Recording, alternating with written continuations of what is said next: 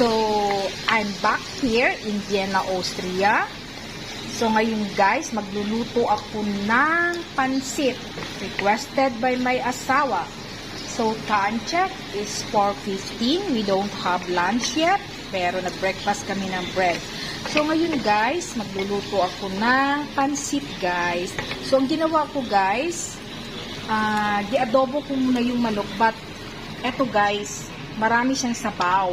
So, tinanggal ko yung sabaw, tapos hanggang eto na lang guys. Tapos, ibabalik ko yung sabaw. Doon ko na ilalagay ang pansit. Bali-bami ang gagawin ko guys. Pansit at ano guys, eto, EQ bihon. So, yan ang lulutuin ko ngayon guys. So, mamaya makikita niyo. Pero tatanggalin ko na to guys. Tapos ilalagay ko yung sabaw.